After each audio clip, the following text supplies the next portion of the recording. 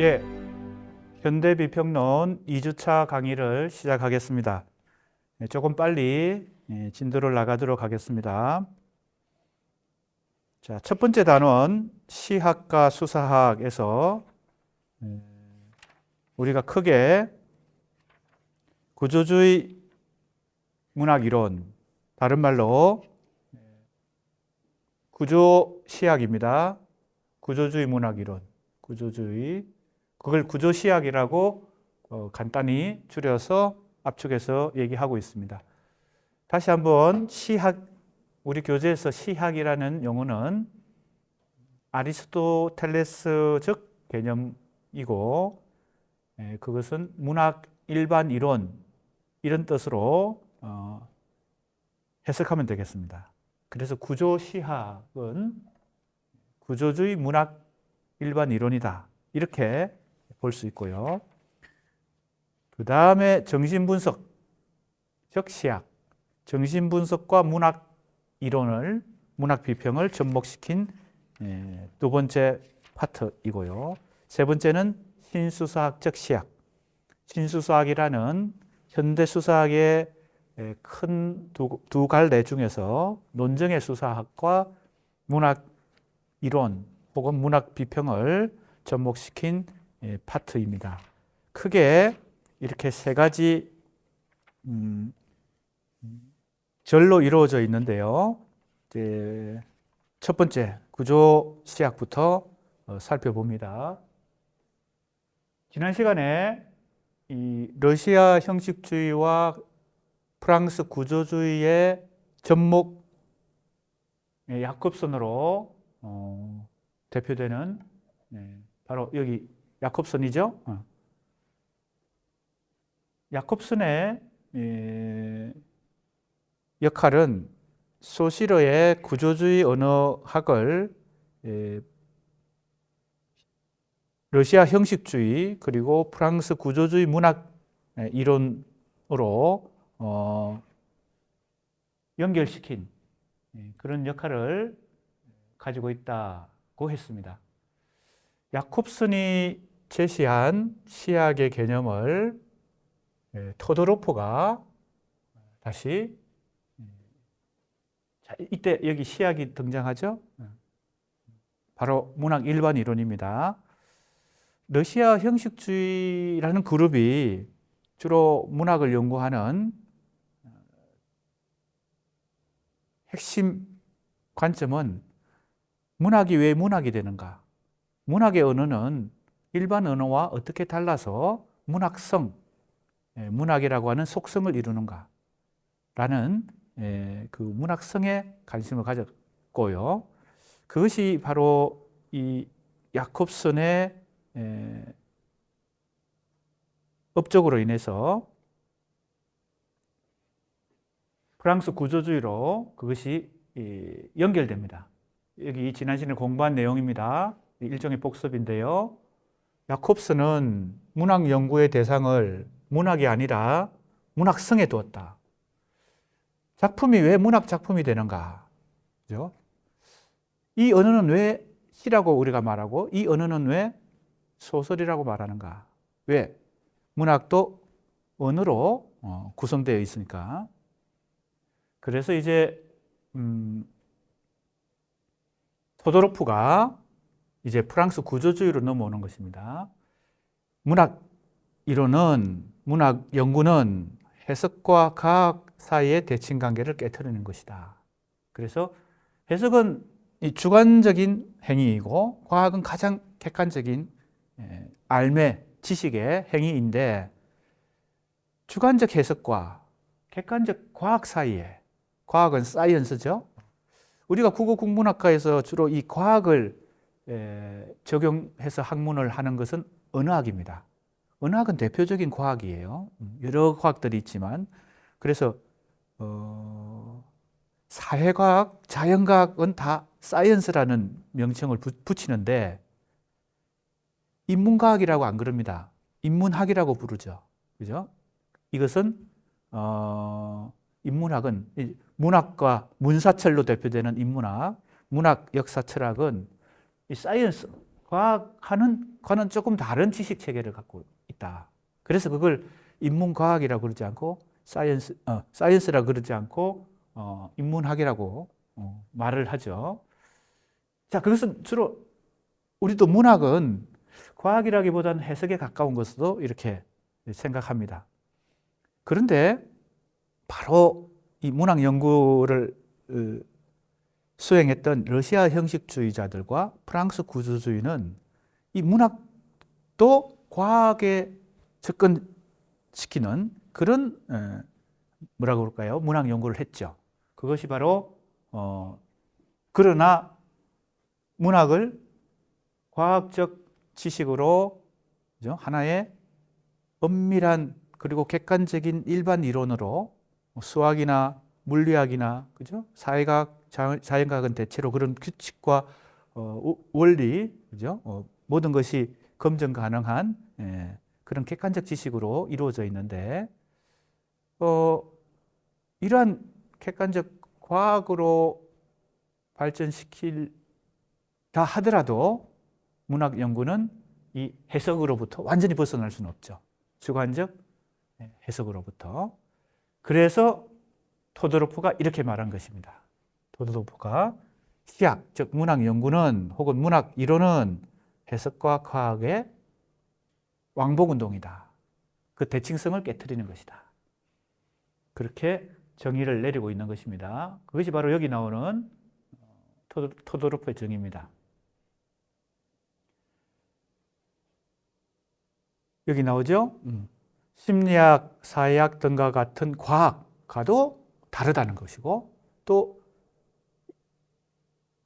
작품의 해석과는 또 다르다. 그래서 그 사이에 있다.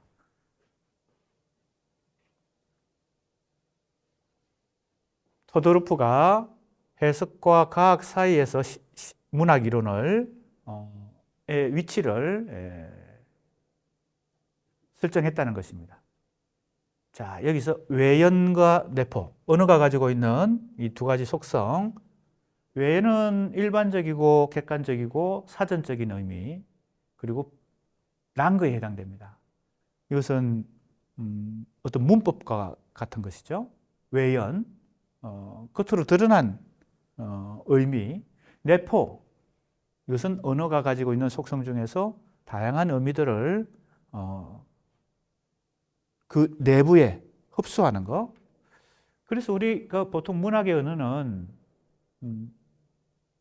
이 외연보다는 내포적 언어로 이해하죠. 그래서 랑거가 아니라 파롤에 해당된다. 이 랑거와 파롤이라는 이 용어도 바로 소시르의 용어죠. 그래서 구조주의 문학 이론에 영향을 끼친 바로 소시르. 소시르는 보통 우리가 구조주의 언어학,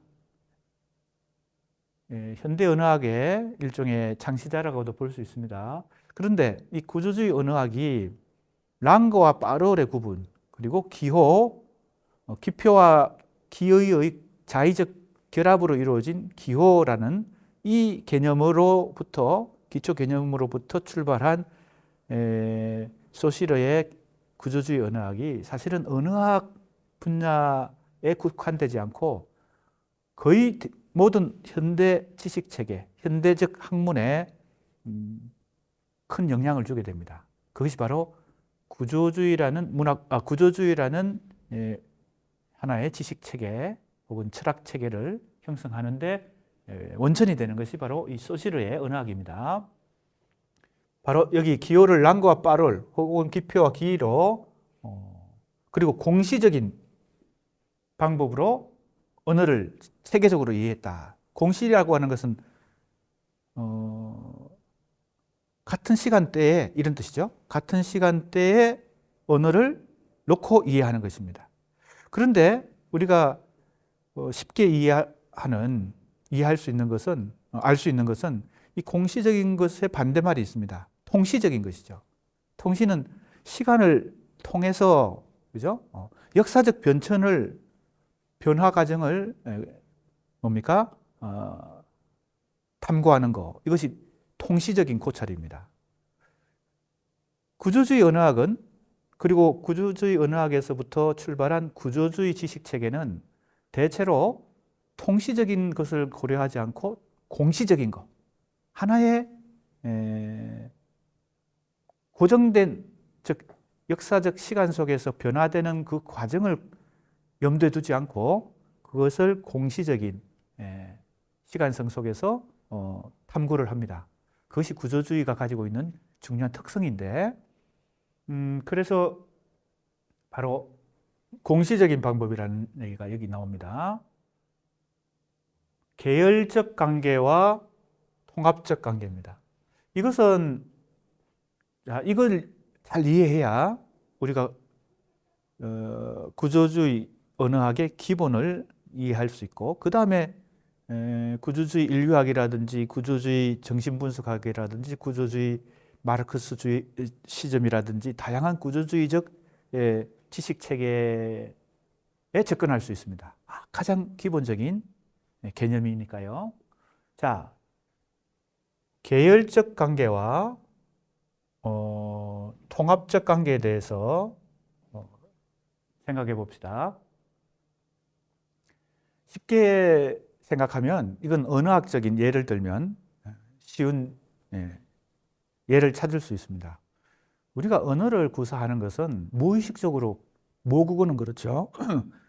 우리가 모국어를 구사할 때는 어떤 랑그의 규칙, 즉 문법 규칙을 의식하지 않고 무의식적으로 언어를 자연스럽게 구사하는데, 그게 빠룰이죠. 그 빠룰 행위의 내부에 무의식적으로 어떤 문법이 혹은 규칙이 작용하고 있죠. 우리는 그걸 모국어인 경우는 의식하지 않고 무의식적으로 그 문법을 습득하는 것이죠. 그런데 언어 속에 어떤 언어이든 그 빠룰 행위 내부에 구조적으로 그 랑그가 있다라, 즉 규칙이 있다, 문법이 있다는 거, 원리가 있다는 것을 언제 깨닫게 됩니까? 외국어를 학습할 때. 언어에는 빠룰을 지배하는, 숨어있는, 무의식적으로 지배하는 랑그란 게, 즉 규칙이나 문법이 있구나. 그래서 우리가 가장 쉬운 예는 우리가 초, 중, 고등학교 때 영어를 배울 때 바로 생활 회화를 통해서 빠룰적으로 접근하는 수도 있지만, 랑그, 문법을 익혀가지고, 그죠? 좀 더 원리를 터득하고 거기에 내가 표현하고자 하는 영어의 표현을 구사하는 그런 접근 방법으로 영어를 학습하죠. 그게 바로 빠룰과 랑그의 관계입니다. 즉, 구조주의의 기본 원리는 어떤 현상 내부에 구조적으로 규칙과 법칙이, 원리가 혹은 문법이, 언어로 따지면 문법이 자리 잡고 있고 숨어 있고 그것이 구조적으로 작동한다. 그죠? 현상과 원리 속에. 그런데 그 원리 혹은 규칙이나 문법을 우리가 의식하는 것이 아니라 무의식적으로 작동한다는 겁니다. 자, 이 하나의 가장 기본적인 구조주의의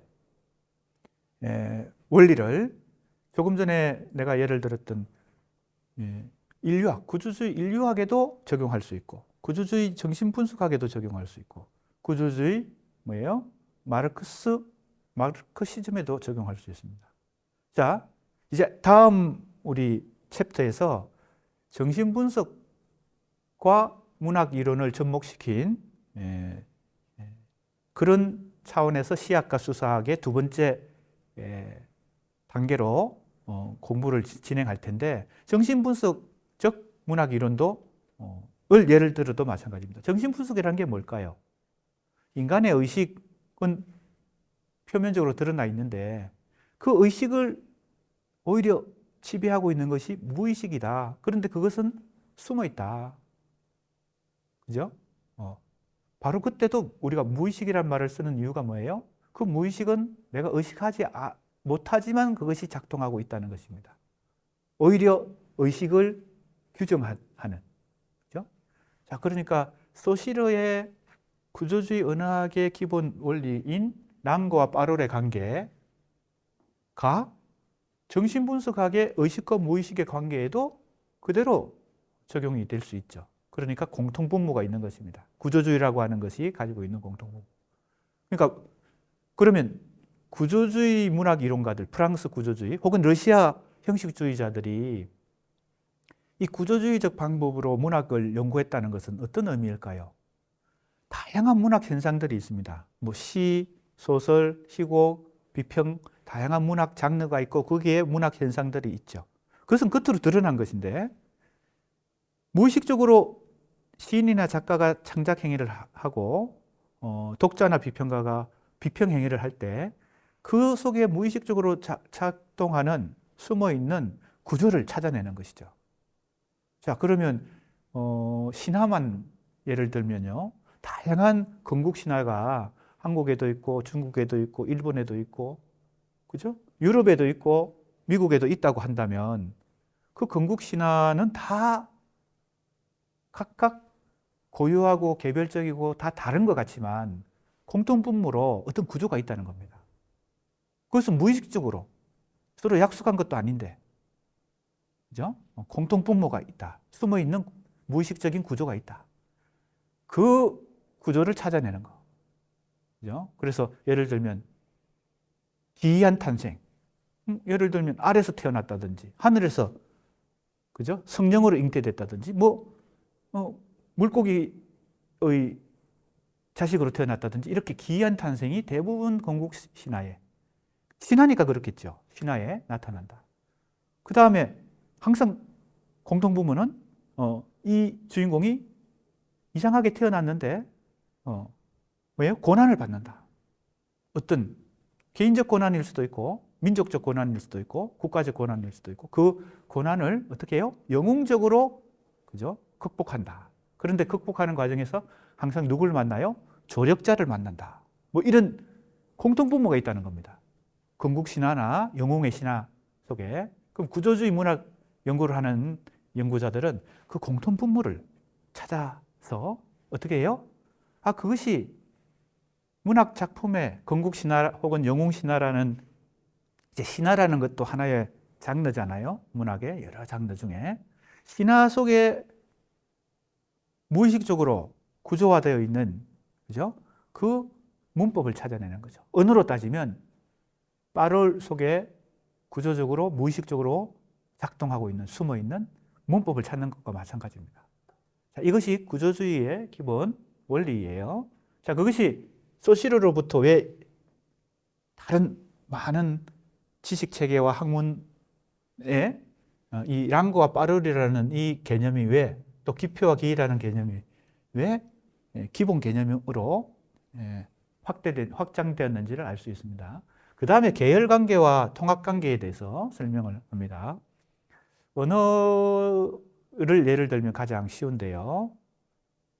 지금 내가 언어가 어떤 규칙에 의해서 작동하고 있다 그랬죠.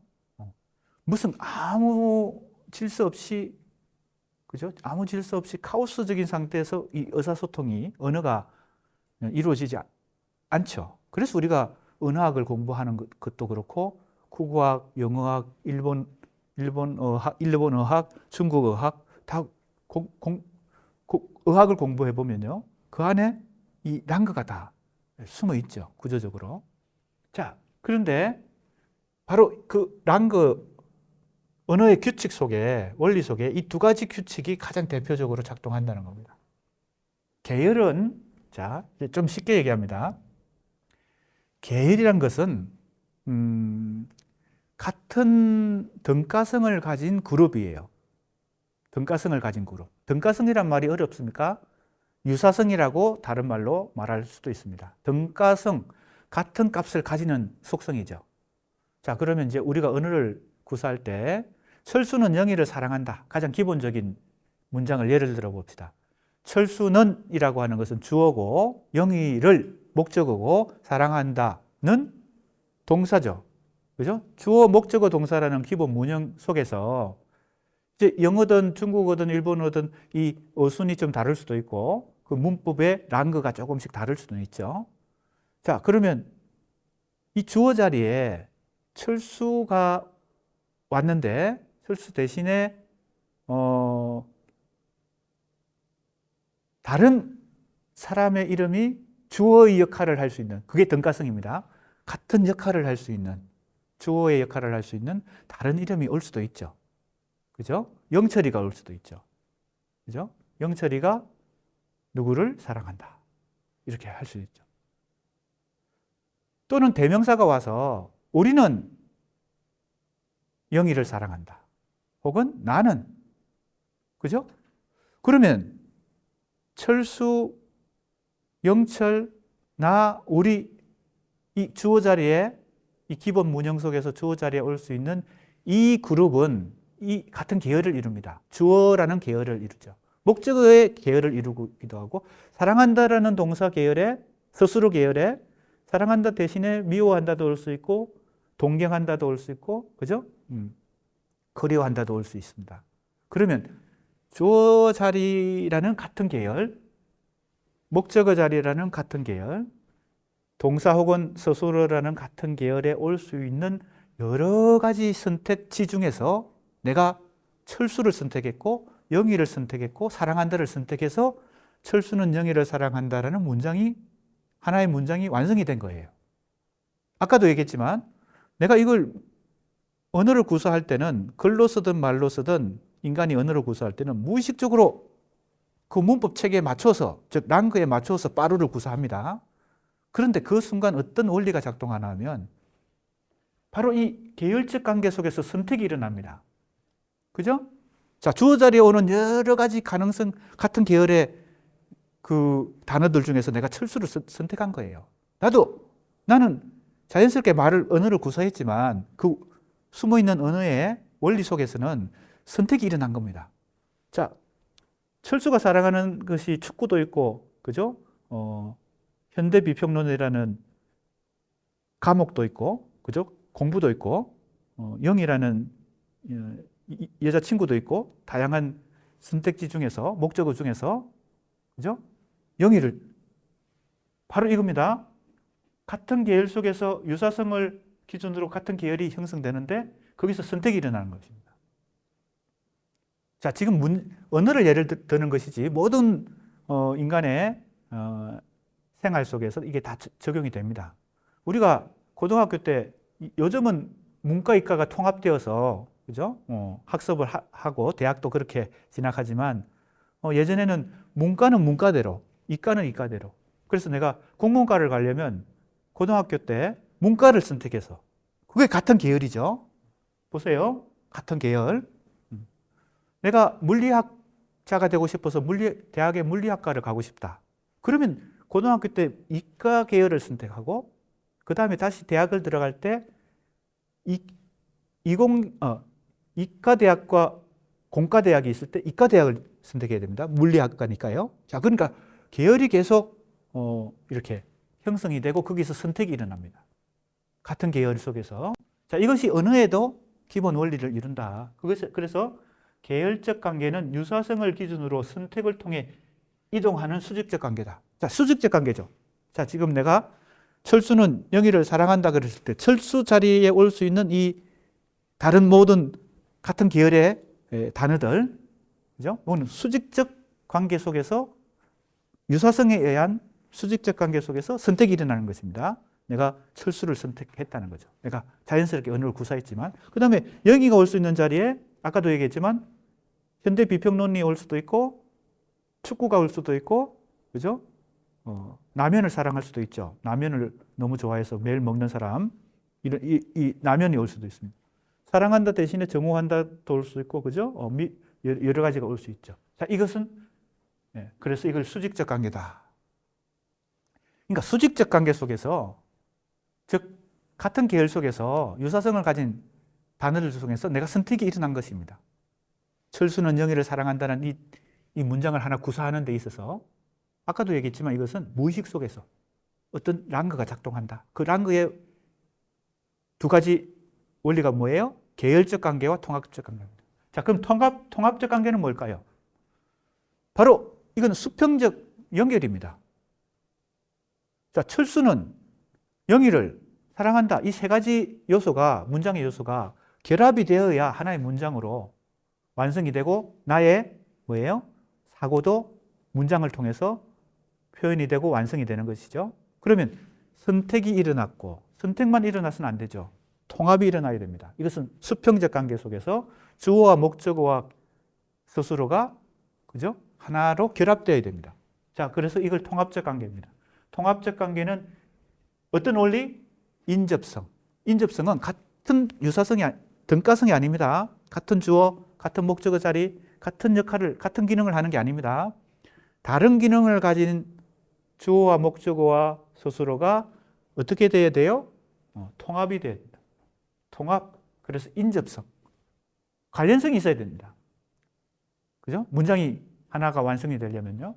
그래서 그것은 결합이다. 자, 이 문장 하나를 굉장히 압축되어 있는 문장인데 여기에 모든 게 다 들어있습니다.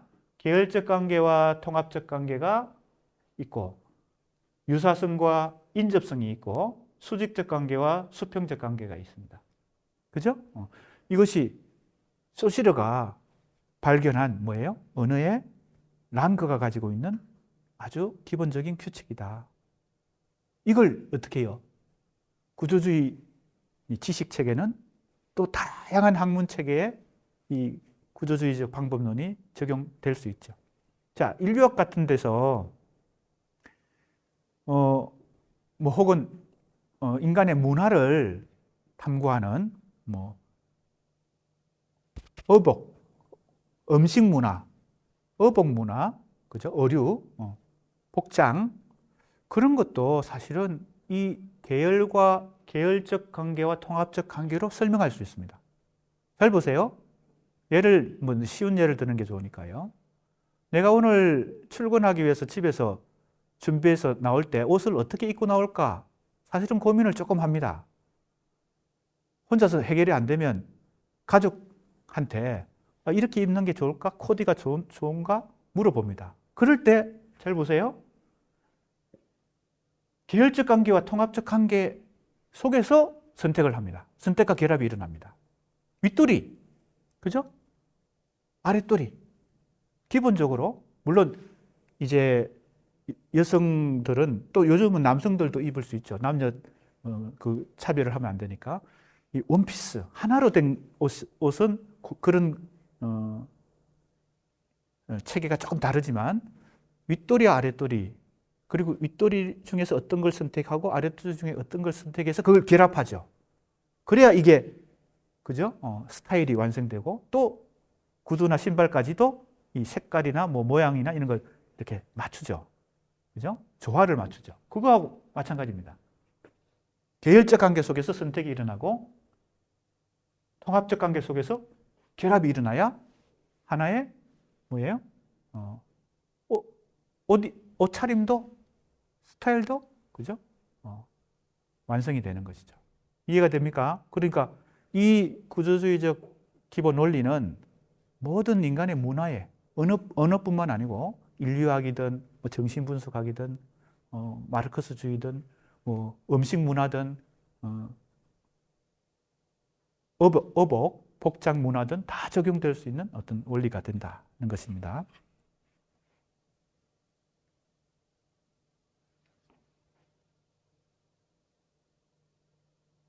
자, 조금 빨리 진도를 나가야 되겠네요. 자, 그래서 소시르에 대해서 얘기했는데 야콥스는 바로 그 소시르의 그 구조주의 언어학의 원리를 러시아 형식주의 그리고 프랑스 구조주의 문학 이론에 접목시킨 사람입니다. 그래서 통합적 관계와 계열적 관계에서 지배된다는 소시르의 언어학, 이것을 언어가 어떤 경우에 시적 언어로서의 기능하는가라는 이론을 제시한 것이 언어학과 시학이에요. 이 논문에서 언어적 소통을 가능케 하는 6가지 요소, 발신자, 수신자, 문맥, 접촉, 코드, 메시지, 이렇게 하나의 도표로 그려서 가장 기본적인 일종의 문학을 포함한 언어의 일반 이론을 6가지 요소로 이렇게 제시를 하고 그 중에서 시적인 언어는 특히 메시지를 지향한다. 그래서 이 6가지 요소 중에서 어떤 유형의 언어가 무엇에 더 초점을 맞추는지, 무엇을 더 중시하는지 이런 걸 이제 세계적으로 연구를 했습니다. 그래서 언어적 소통, 언어적 기능, 시적 기능의 순서로 시적 기능을 메시지, 즉 언술 행위 자체를 지향하는 것. 둘째는 지시적 기능을 모호하게 하는 것. 자, 지시라고 하는 것은 하나의 기호가 하나의 의미를 정확하게 지시하는 것, 표시하는 겁니다. 대체로 우리가 일상적인 언어나 학문의 언어, 그리고 생활 속의 언어는 이 지시적 언어. 왜? 하나의 언어가 하나의 의미를 표현해야 헷갈리지 않고, 그죠? 속지 않겠죠. 그죠? 교통, 기호. 그죠? 빨간색, 초록색, 또 뭐가 있나요? 노란색. 이것이 여러 가지 의미를 동시에 가지면은 헷갈려가지고 교통사고가 막 일어나겠죠. 그러니까 우리 일상 언어 속에서는 이 지시적 기능이 가장 기본인데 시적 언어는 어떻게 해야 된다는 거예요? 그걸 오히려 모호하게 해야 된다는 겁니다. 하나의 언어가 하나의 의미만을 지시하는 거, 객관적으로 이걸 오히려 흐트러 놔야 된다. 즉 모호하게 만들어 버려야 그게 시의 언어가 된다. 자, 아까 내가 가장 기본적으로 러시아 형식주의나 프랑스 구조, 특히 러시아 형식주의에서 뭘 연구했다 그랬어요? 문학이 왜 문학이 되는가? 그죠? 문학의 언어는 왜 다른 언어와 다르게 문학성이라고 하는 것을 가지는가? 시는 왜 시인가? 이걸 연구했다 그랬잖아요. 바로 이런 겁니다. 시의 언어는 지시적 기능을 모호하게 하는 것이다 라는 일반 원리를 찾아내는 거죠. 시의 속성을 찾아내는 거죠. 자, 그 다음에 우리 수강생들이 지금 이번 학기에 사실은 현대 비평론이라는 과목 속에서 굉장히 기본적인 문학 이론부터 좀 최근에 좀 고차원적인 문학 이론까지 굉장히 다양한 스펙트럼을 쭉, 그죠? 다양한 학습을 할 텐데 우리 학생들이 자기 주도적 학습이 필요합니다. 아, 내가 야콥슨 좀 더 공부해 봐야 되겠다. 러시아 형식주의, 프랑스 구조주의 좀 더 공부해 봐야 되겠다. 아니면 소시로 가장 기본적인 현대 구조주의의 원조인 소시를 좀 더 공부해 봐야 되겠다. 이런 걸 본인들이 수강생들이 각자 자기 주도적인 학습을 해야 될 필요가 있습니다. 물론 이제 이 수업과 교재의 학습을 토대로 삼아서 자, 이제 야콥슨이 나옵니다. 자, 여기 얘기한 대로죠. 소시르의 언어학의 토대를 두고 언어의 시적 기능을 해명한 야콥슨은 언어의 선택을 언유로, 언어의 배열을 환유로 기술한다 이랬거든요. 자, 보세요. 자, 언어의 선택은 뭐에서 일어나요? 같은 계열에서. 어떻게 일어나요? 유사성과 등가성의 원리에 의해서 수직적으로 선택이 일어나죠. 아까 내가 철수는 할 때 철수 자리에 올 수 있는 같은 계열의, 그죠? 주어 계열의 같은 등가성을 가진 것 중에서 선택이 일어난다 그랬죠? 그것이 바로 언어라고 얘기합니다. 자, 지금 이 순간 우리가 현대 수사학의 역사적 전개 과정 속에서 토도르프가 줄어드는 수사학 하면서, 그죠? 원래 수사학은, 옛날 수사학은 삭상, 배열, 표현, 암기, 발표라는 5분야의 종합 학문이었는데 줄어들면서 표현 분야로 줄어들고 또 어떻게 줄어들었어요? 특히 언유와 한유로 줄어들었다 했을 때 바로 지금 이것과 만납니다. 야콥슨도 언유와 한유라는 것으로 인간의 뭐예요? 언어를 지배하는 일종의 랑그, 그죠? 문법의 원칙을 2가지로 설명하려고 하는 거죠. 소시르도 사실은, 소시르는 언유, 한유란 말을 안 썼어요. 다만 계열적 관계와 통합적 관계란 말을 쓰고 선택과 결합이란 말을 써서 언어의 일반 규칙을 찾아냈는데 그걸 야콥슨이라는 사람이 소시르가 말한 계열적 관계, 즉 선택, 유사성과 등가성의 원리에 의한 선택, 이걸 은유다 이렇게 얘기해. 수사학적 용어로 이걸 뭡니까? 재해석을 한 것입니다. 야콥슨이요. 자, 왜 그랬을까요? 은유가 가지고 있는, 은유라는 비유법이 가지고 있는, 혹은 수사법이 가지고 있는 속성이 뭐예요? 우리가 잘 아는 은유의 얘는 뭐예요? A는 B잖아요. A 이퀄 B잖아요. 자, 그랬을 때 A 이퀄 B는 어떤 원리가 작동하는 거예요? 내 마음은 호수요. 그랬을 때 A 이퀄 B죠. 내 마음과 호수가 어떤 속성상, 어떤 특성이 유사하고 등가성을 가지기 때문에 A 이퀄 B가 성립하죠. 그래서 은유라고 하는 이 수사법은 소시르가 말하는 같은 계열 속에서 등가성과 유사성에 의해서 선택이 일어나는 이 원리하고 사실은 상통하죠. 서로 통하죠. 그러니까 야콥슨이 아무 이유 없이 언어의 선택을 은유다 이렇게 말하지 않았겠죠.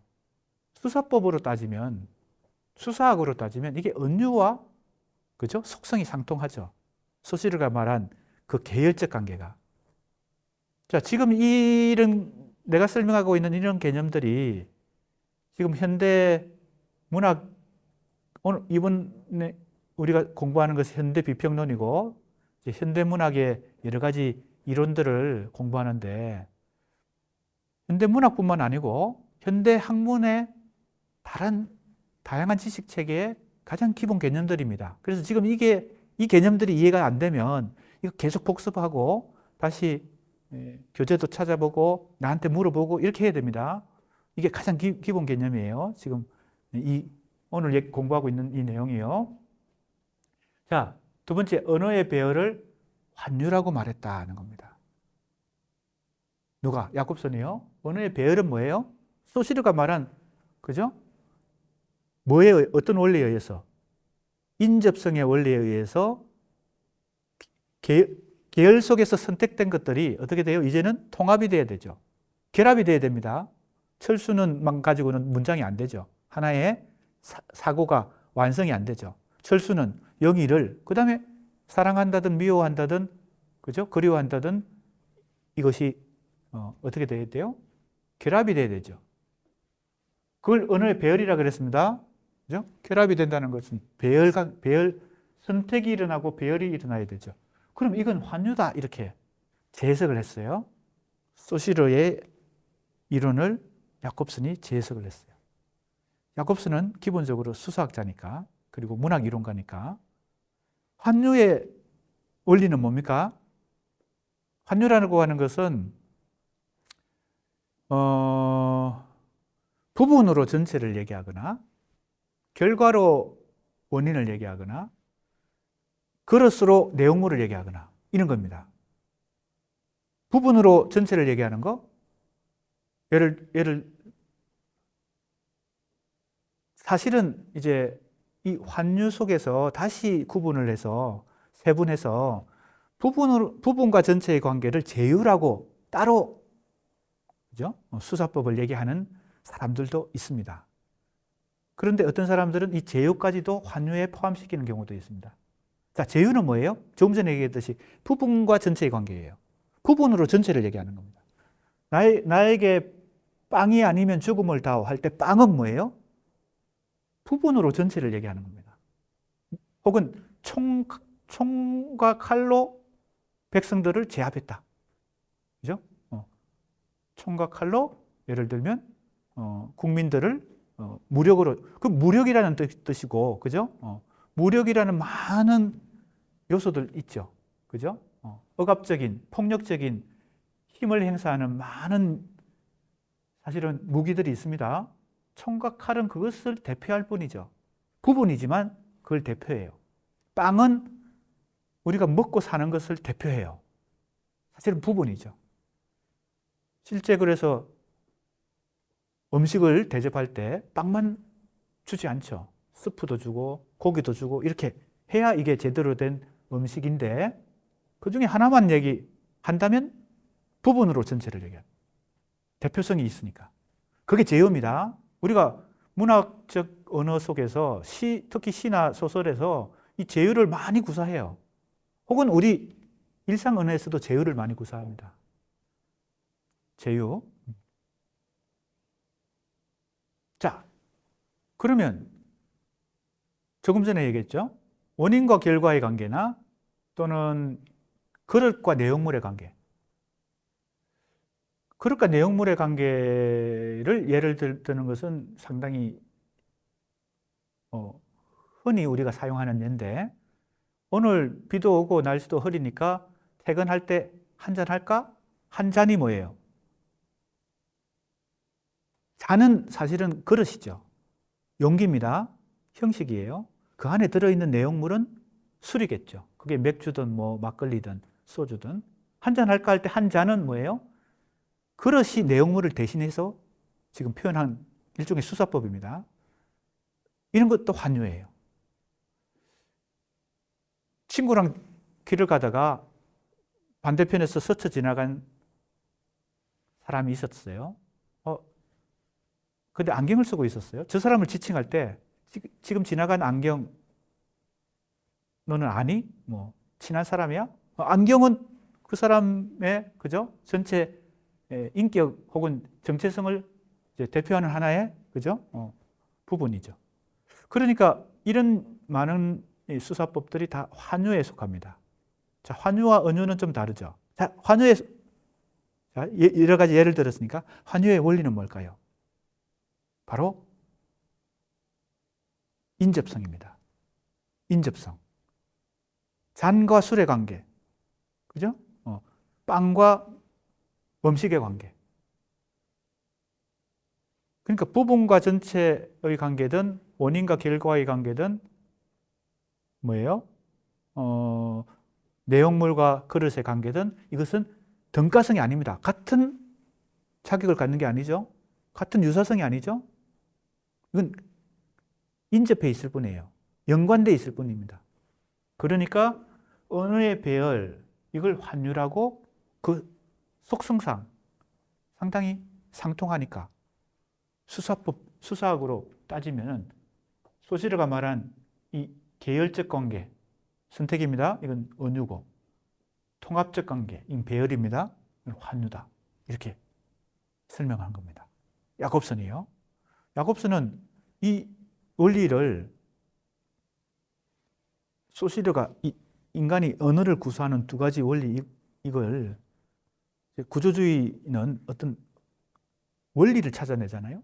숨어있는 규칙을 찾아내잖아요. 그러니까 야곱슨은 이것이 단순히 언어의 원리 혹은 시의 원리일 뿐만 아니라 모든 인간의 지식, 예술적 장르의 원리까지도 이걸 적용하는 식으로 나아갑니다. 그러니까 예를 들면 시는 뭐가 더 지배적이에요? 환유가 더 지배적. 예를 들면요. 회화는 그리고 어떤 영화는 영화에도 여러 가지 장르가 있잖아요. 소련의 사회주의 영화는 어떤 원리가 더 강하다. 이런 식의 뭐 예술의 원리를 이 은유의 원리와 한유의 원리로 이렇게 두 가지 원리로 설명을 하려고 그렇게 합니다. 자, 보세요. 야콥스는 언어 형성의 근본적인 원리와 관련해서 이 두 가지 수사학, 바로 은유와 한유라는 수사학으로 설명하고, 자, 여기 나오죠. 은유가 유사성을 바탕으로 언어의 결합이 시의 기본 수사학이다. 미안합니다. 아까 내가 설명을 조금 잘못했어요. 착각을 했습니다. 은유가 시의 원리가 되고, 한유는 인접성을 바탕으로 언어의 결합이 일어나는 것이고, 소설과 같은 산문에서는 이러한 환유가 지배적이다. 그래서 우리가 은유의 원리를 더 많이 구사하는 언어가 시의 언어고, 산문의 언어는 환유의 원리가 조금 더 많이 작용한다. 지금 그런 식으로 설명을 하고 있는 것입니다.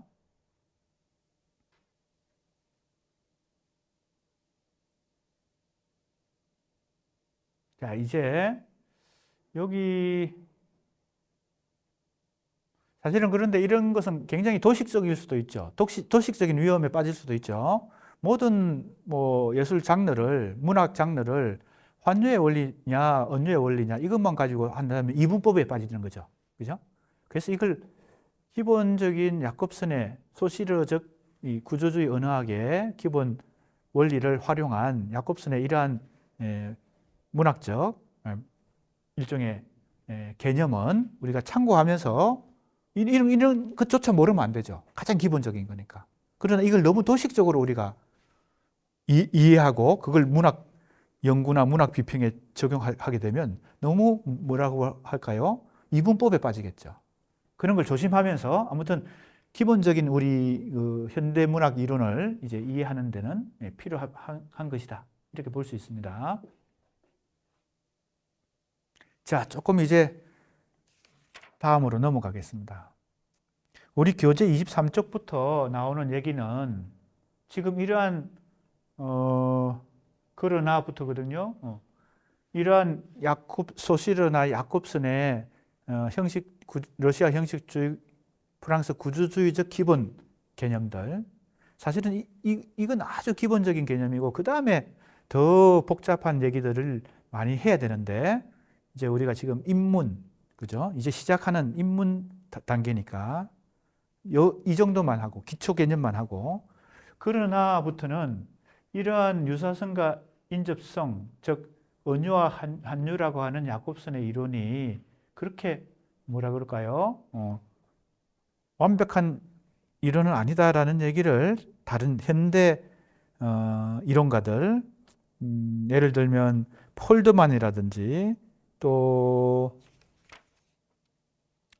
슐라이프라든지 이런 그 이후에 야콥슨 이후에 더 현대적인 이론들, 후기 구조주의나 해체주의의 이론들을 소개하면서 야콥슨 이론에 대해서 조금 비판적으로 검토하고 있는 부분입니다. 그런데 우리가 이번 한 학기에 공부하는 이론과 개념들이 너무 다양하고 풍부하기 때문에 여기서 생략하도록 하겠습니다. 생략한 것은 진도 범위에서 빠집니다. 그리고 시험이든 과제에서도 다 빠집니다. 교재로 따지면 23쪽 둘째 줄부터 25쪽 셋째 줄까지 생략입니다. 이것은 아까도 얘기했지만 조금 전에 얘기했지만 소시르와 야콥슨 이론에 대해서 비판적으로 검토할 만한 요소들, 특히 더 최신 이론인 최근의 이론인 후기 구조주의나 해체주의의 이론가인 폴드만과 슐라이프의 이론을 소개하면서 야콥슨의 개념이 도식적이고 문제가 있다는 비판적인 검토를 하고 있는 것입니다. 이건 생략하고 넘어가겠습니다.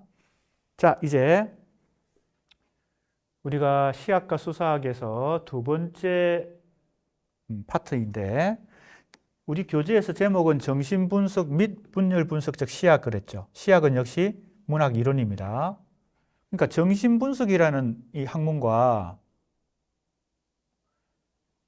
시학이라고 하는 것을 접목시키면 정신분석적 시학이 되겠죠. 다른 말로 하면 정신분석적 비평입니다. 문학을 비평하거나 문학을 연구하면서 정신분석학이라고 하는 이 지식체계를 활용하는 방식으로 문학 연구를 하거나 비평을 하는 것, 즉 시를, 소설을 정신분석적 개념을 가지고 활용해서 비평하는 것. 이것은 오래전부터 있어 왔습니다. 오래전부터 문학 연구자들이나 문학 비평가들이 관심을 가져왔어요. 왜냐하면 문학 작품을 분석하는 것이 한 인간의 정신세계를 정신 분석하는 것과 상당한 유사성이 있고 상통하는 면이 있기 때문에 특히 우리 한국의 시인 작가 중에서는 이상의 작품을 연구하거나 분석할 때 정신분석적 개념이 많이 도움을 준다고 생각을 했겠죠. 자아의 분열이라든지 또 무의식 세계의 어떤 흐름이라든지 이런 것들을 좀 더 심층적으로 분석하기 위해서는 정신분석학의 도움을 받아야 된다. 이런 생각을 다들 했겠죠. 우리도 지금 상식적으로 그런 생각을 하잖아요. 이상 같은 초현실주의 혹은 무의식의 세계를 문학 작품으로 다루고 있는 작가들.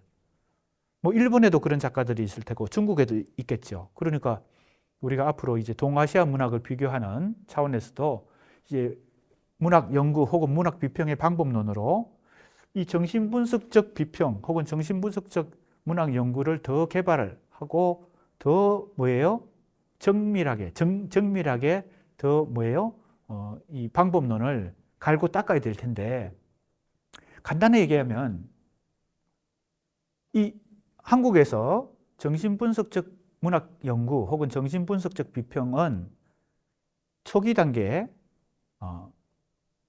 초창기에는 작가의 정신분석을 했어요. 즉 이상이라는 인간을 자꾸 정신분석하는 거죠.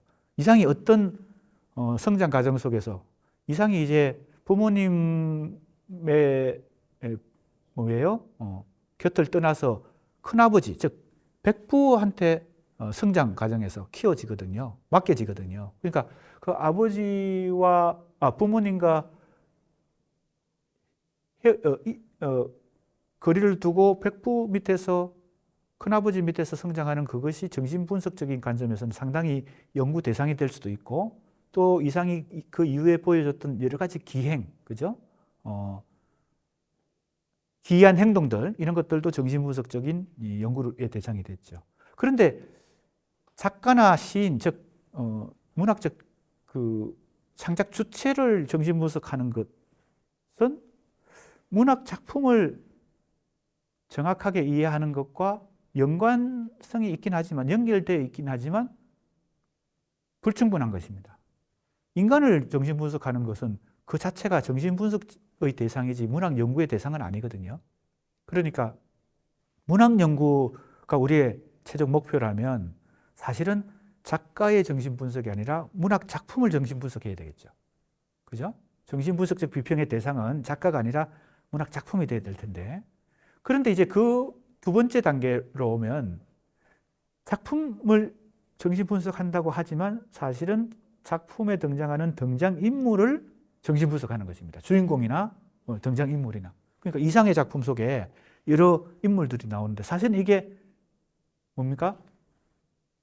중첩되어 있죠. 이상의 작품 속에는 이상 자신이 그냥 등장하기도 하거든요. 그게 이제 일본의 사소설의 영향을 받은 것이죠. 그러니까 작가 자신이 이상이라는 인물로 등장하고 금홍이도 등장하고 실제 인물들이 구본홍이라는 이제 화가 친구도 등장하고 이러죠. 그래서 봉별기, 종생기 이런 작품들을 쓰면서, 그러니까 이상의 시나 소설도 굉장히 이제 다양한 층위가 있지만 그 작중 인물, 등장 인물을 정신 분석하는 것은 작가나 시인을 정신 분석하는 것보다는 한 걸음 나아갔지만 그것이 충분하진 않죠. 그래서 그 다음 단계, 세 번째 단계는 제대로 된 정신분석적 비평, 문학 비평이 되려면 어떻게 돼야 되겠어요? 작품 자체를 정신분석해야 되겠죠. 작품을. 그러니까 작품에 여러 구성 요소들이 있는데 등장인물을 포함해서 그 작품이 어떤 작품의 심층을, 그죠? 무의식을 탐구해내는 식으로 접근에 들어가야 되겠죠. 자, 이런 어떤 전제를 가지고 지금 우리가 프로이트와 락강이라는 이 정신분석학의 중심 인물들, 이 프로이트가 있고 그 다음에 락강이 있습니다. 자, 이제 우리가 자꾸 옆길로 새면 이 진도도 늦어지고 하는데, 그리고 워낙 많은 이론가와 개념들을 이번 학기에 공부할 계획이기 때문에 옆길로 새는 걸 최대한 막아야 되는데, 요 두 사람이 나왔기 때문에 정신분석학에서 프로이트와 락강의 관계만 잠깐 얘기하겠습니다. 프로이트는 자타가 공인하는 정신분석학의 원조죠. 시조죠. 물론 무의식이라는 개념은 이전에도 많은 사람들이 사용했지만 인간의 이 무의식 세계를 과학적으로, 조금 전에 과학이라는 용어가 나왔죠. 사이언스. 그러니까 정신분석학은 다른 심리학 정신분석학보다 심리학은 더군다나 더 과학이지만, 사이언스지만, 정신분석학은 더 뭡니까? 인간의 무의식 세계를 탐구하는 것이니까 주관적 해석의 가능성이 조금 더 많아지는 학문 분야잖아요. 그럼에도 불구하고 프로이트는 이 자신이 개척하는 정신분석학을 과학의 위치에까지 끌어올리려고 노력했어요. 즉 엄밀하고 객관적인 학문이 되려고 노력했다는 겁니다. 그게 이제 프로이트인데, 대표적인 저서가 뭐 많이 있지만 프로이트 전집이 우리나라에 나와 있죠. 프로이트 전집을 이제 다 읽어보면 좋겠죠. 그 중에서 가장 유명한 것이 꿈의 해석이잖아요. 꿈의 해석. 그게 바로 뭐예요? 무의식을 연구하기 위해서 무의식이 정상으로 나타나는 대표적인 정상이 꿈이라고 보고, 꿈을 분석함으로 해서 인간의 저 무의식 세계에 뭘 찾으려고 했겠어요? 역시 그 무의식적 구조, 숨어있는 랑그를 찾으려고 했겠죠. 꿈 속에 숨어있는 랑그.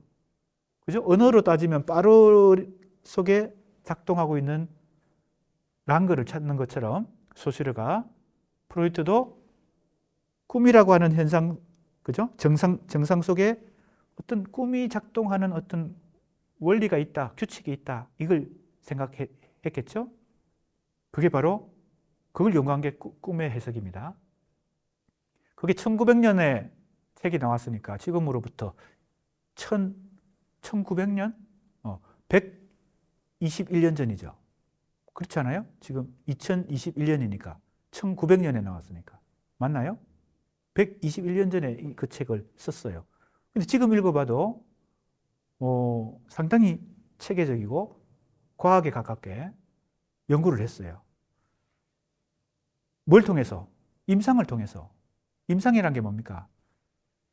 치료를 하는 것입니다. 의학적 치료를 임상이라고 그럽니다. 프로이트는 의사입니다. 정신과 의사예요. 그러니까 자기를 찾아와서 의뢰한 의뢰인들의 꿈을 다 뭡니까? 들어보고, 꿈 이야기를 들어보고, 심지어는 자기 꿈까지 분석을 하면서 꿈이라고 하는 무의식의 정상이, 그죠? 어떤 랑그에 의해서, 어떤 규칙에 의해서 어떤 규칙이 작동해서 만들어지는가, 이걸 연구한 것입니다. 락강은 그 많은 프로이트의 후계자들 중에서, 그러니까 프로이트 학파라고 해서 그 이후에 많은 분파가 생깁니다. 그죠? 사회심리학, 아들러 같은 사람도 있고, 에이리 프룸 같은 또 심리학자도 나오고요. 또 대표적으로 프로이트의 딸이 있는데 안나 프로이트라고요. 그 안나 프로이트가 중심이 되어서 또 다른 많은 학자들이 단체를 이루어 가지고 주로 미국에서 그 프로이트 학파를 계승했다고 하는 후계자들이 나타납니다. 이들을 주로 자아심리학자라고 합니다. 자아. 이것은 뭘 의미하나 하면요. 프로이트의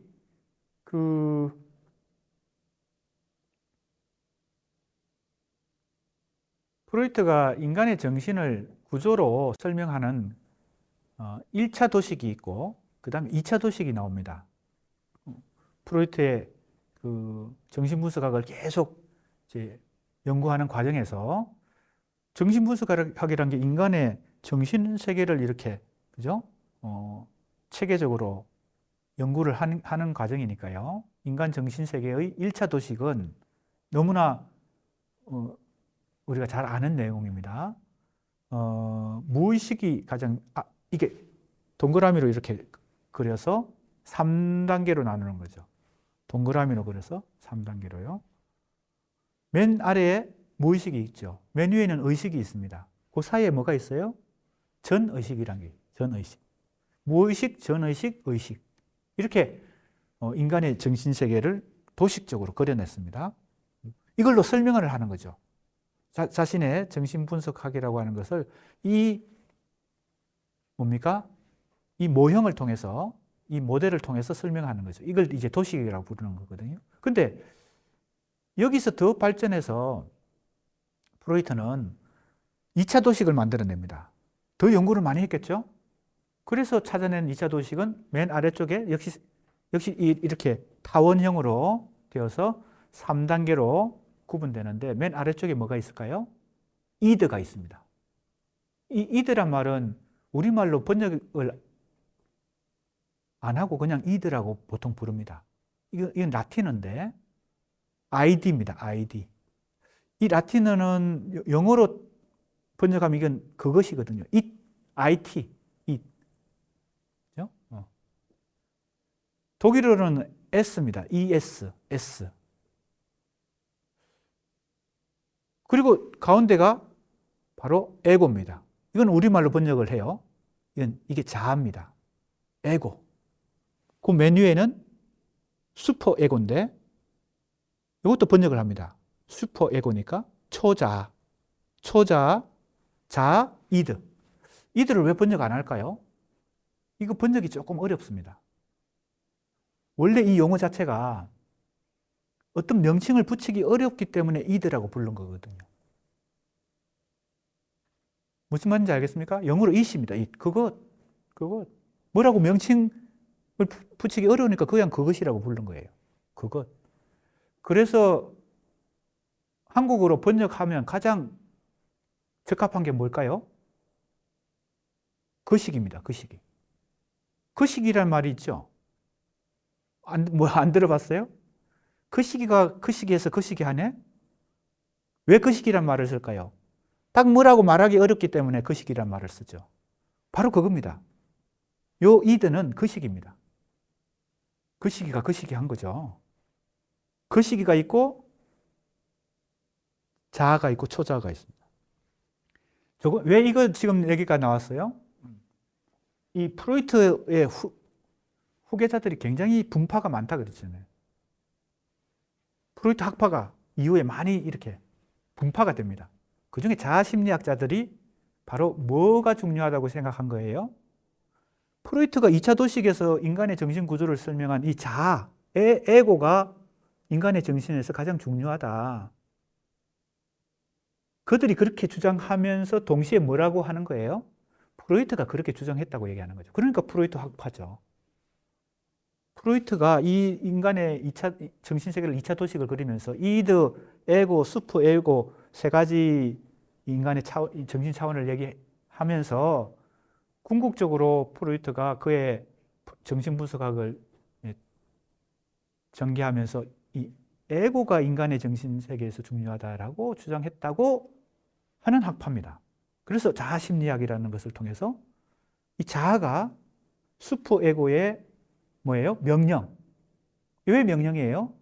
슈퍼 에고는요, 도덕, 윤리, 종교적 인간의 무의식 속에 들어있는 혹은 부모의, 특히 아버지의 명령, 이런 것입니다.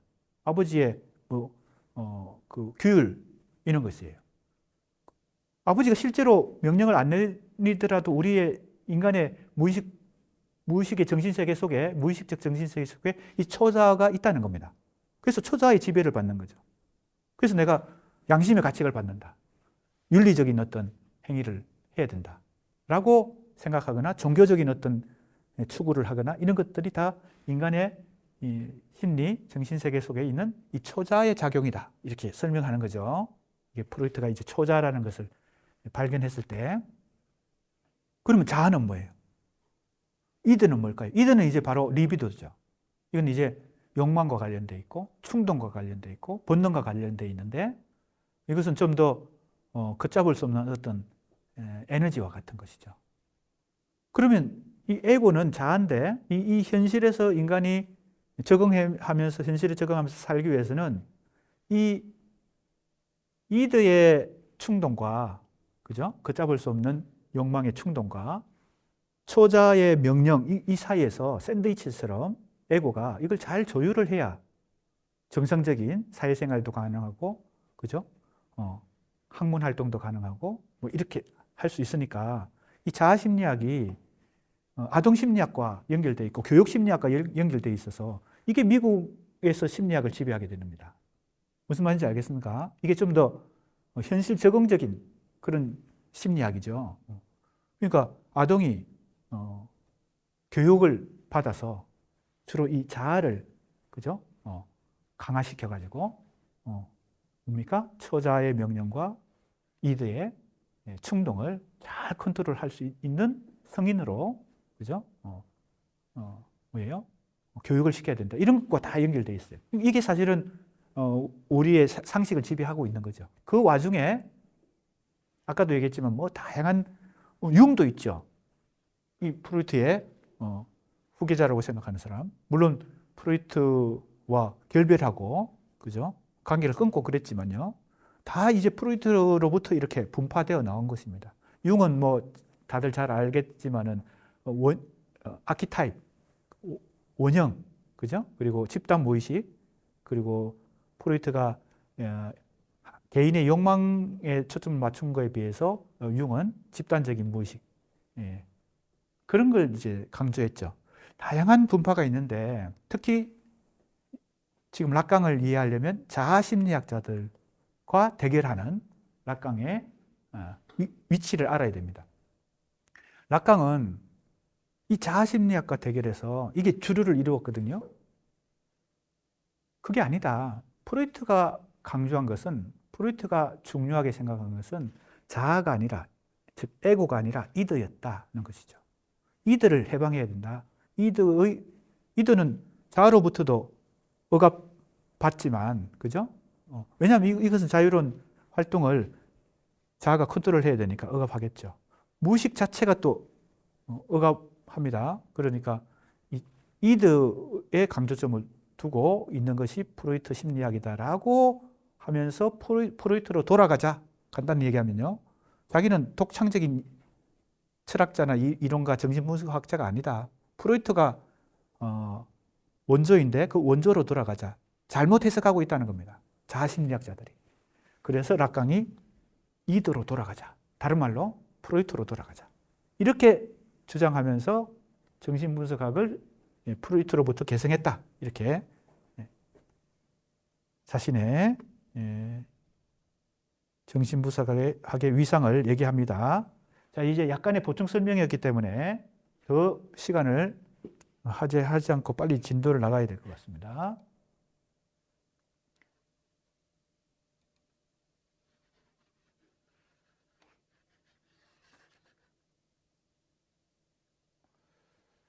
자, 이제 야콥슨이 시학의 정립과 관련하여 시도한 은유와 한유라는 수사학적 관점의 연구는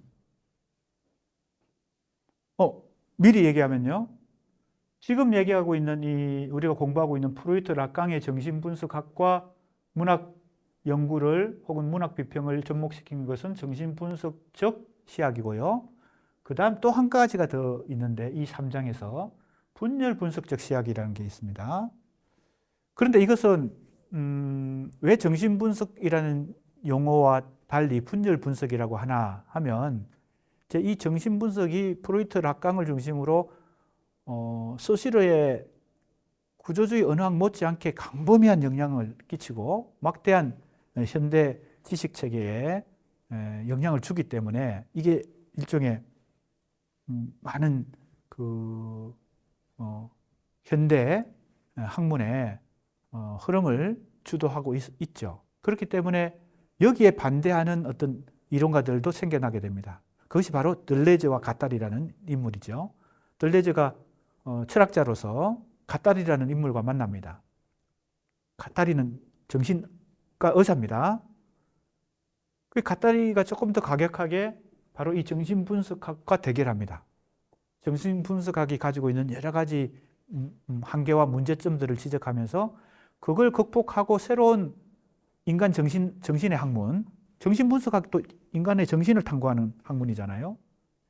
다른 말로 하면 심리를 탐구하는 건데 인간의 정신을 탐구하는 새로운 학문을 이 정신분석학에 저항해서 만들어낸 그 개념이 분열분석입니다. 이 개념은 들레즈와 가따리가 같이 만들어낸 것이에요. 그래서 그 대표적인 저서가 바로 안티-오이디푸스. 지난 시간에 한번 얘기했죠. 오이디푸스 이론에 반대한다라는 뜻입니다.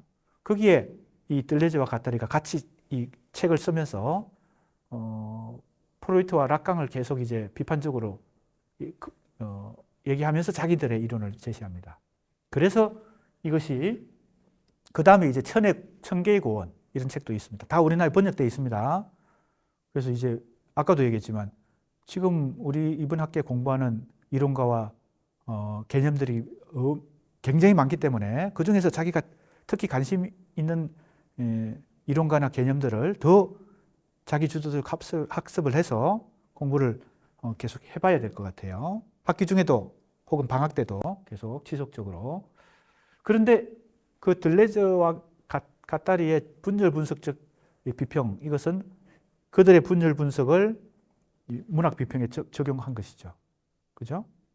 이 파트는 역시 생략입니다. 지금 이번 학기에 너무 많은 걸 하기가 어렵기 때문에 미리 얘기하면 이 파트도 생략입니다. 그래서 정신분석과 관련한 문학 이론만, 문학 연구만 공부하는 것으로 하겠습니다. 그렇기 때문에 우리가 프로이트와 락강의 이론 중에서 기본 개념들을 중심으로 공부하도록 그렇게 하겠습니다.